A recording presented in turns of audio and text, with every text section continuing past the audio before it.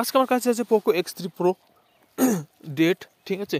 তার আগে আমি হার্ডওয়ার্ক সলিউশনে দেখে নেব কোথায় ভোল্টেজ, কতটুকু ভোল্টেজ দিচ্ছে, ইন হচ্ছে আউট হচ্ছে, ঠিক আছে, ভিপিএস লাইন হচ্ছে কিনা।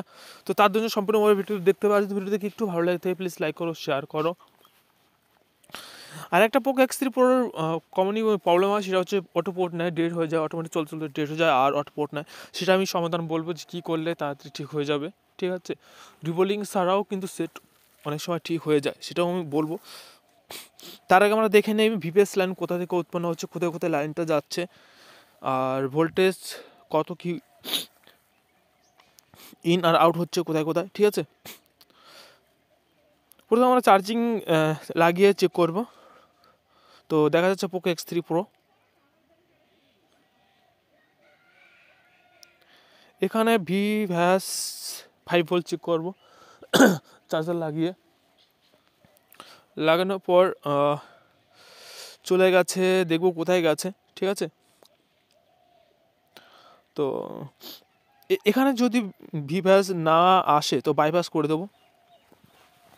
বাইপাস করে দেওয়ার পর এখানে ভিপিএইচ লাইন ভোল্টেজ উৎপন্ন হয় কিনা সেটা আমরা লক্ষ্য করব, ঠিক আছে। যদি না হয় তাহলে চার্জিং আইসিটা চেঞ্জ করব, মানে ডিসি টু চার্জিং আইসি। যদি উৎপন্ন হয় তাহলে আমরা ভোল্টেজটা চেক করবো, পাওয়ার আইসির আগে যে কয়েলগুলো থাকে সেগুলো নিয়ে আমরা চেক করব, ঠিক আছে। ব্যাটারি লাগিয়েও ভিপিএস উৎপন্ন হয় কিনা সেটা দেখবো, আর চার্জিং লাগিয়ে দেখবো যে ভিপিএস উৎপন্ন হয় কিনা। আর তারপর হচ্ছে ভোল্টেজটা আমরা একবার দেখে নেব, ঠিক আছে। যতগুলো ভোল্টেজ এখানে দেখাচ্ছে ততগুলো কিন্তু ভোল্টেজ আমাদের প্রয়োজন একটা সেট অন হওয়ার জন্য। তো আমরা চেক করে নেব যে ভোল্টেজটা উৎপন্ন হচ্ছে কিনা। যতগুলো কয়েল আছে কিন্তু ততগুলো কয়েলে ভোল্টেজ ইন আর আউট হবে, সেটা মাথায় রাখতে হবে, রেখেই চেক করতে হবে। তো আমি পিডিএফ লিঙ্কটা দিয়ে দেবো চার্জিং ডাটা শিটে, তোমরা ডাউনলোড করে নিও ডিসক্রিপশন থেকে, ঠিক আছে। আর যদি একটু ভালো লাগে থাকে আর এই ধরনের যদি ভিডিও তোমাদের প্রয়োজন হয় তো অবশ্যই আমাকে কমেন্ট বক্সে বলো, ঠিক আছে।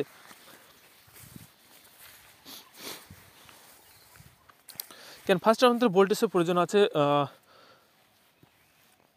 আউটের, ঠিক আছে। তো যতগুলো কয়েল আছে ততগুলোই কিন্তু আমরা চেক করব, এটা বেসিকভাবে আমরা চেক করব কিন্তু।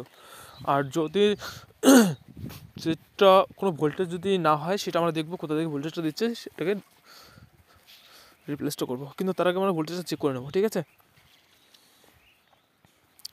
আর ডবল টেকার আইসি আছে এটা পোকো X3 Pro, তো বেশিরভাগ এটা অটো পোর্ট নেবে। তো সেক্ষেত্রে রিবোলিং করার আগে হালকা করে হিট দিয়ে আমরা দেখবো যে সেটা অন হচ্ছে কিনা, রান হচ্ছে কিনা, কিন্তু বেশিরভাগ এটা চলতে চলতে বন্ধ হয়ে যায়।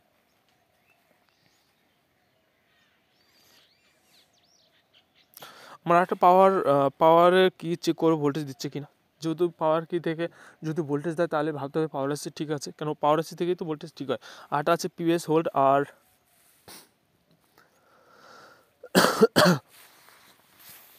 ঠান্ডা লেগেছে।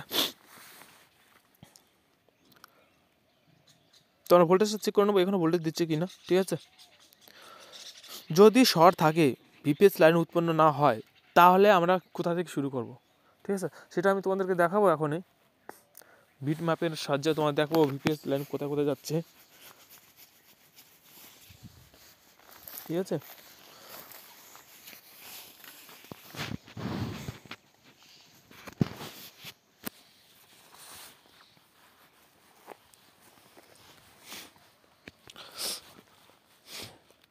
আর ফার্স্ট আমরা দেখে নেবো ভিপিএস লাইন উৎপন্ন হচ্ছে কিনা, কোথায় আছে এটা, ঠিক আছে। তারপর ভিভার থেকে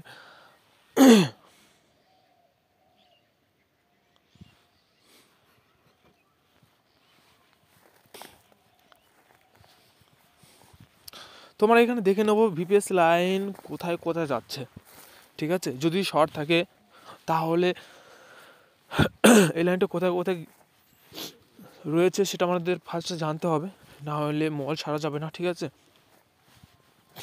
দেখতে পেয়েছো সব জায়গায় চলে গেছে, পাওয়ার আইসির দিকে চলে গেছে, ডবল টেকার আইসি আছে সেখানে চলে গেছে, আর চলে গেছে তোমার যেটা নেটওয়ার্ক সেকশন বলে সেখানে। তো আমরা ফার্স্টে নেটওয়ার্ক সেকশনে চেক করব যদি ভিপিএস লাইন উৎপন্ন না হয়।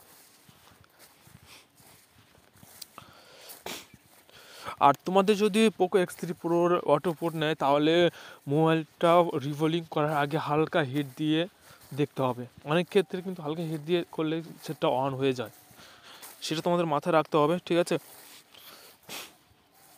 তো এইসব জায়গায় কিন্তু বিপিএস লাইন যায়। যদি বিপিএস লাইন যদি শর্ট থাকে তাহলে কিন্তু এর মধ্যে যে কোনো একটা কম্পোনেন্ট শর্ট হলেই কিন্তু বিপিএস লাইন শর্ট হবে, সেটা অন হবে না। তো ফার্স্ট আমরা দেখবো ভোল্টেজ চেক করবো, বিপিএস লাইন উৎপন্ন হচ্ছে না সেটাও দেখবো, ঠিক আছে, পাওয়ার কি হচ্ছে কি না।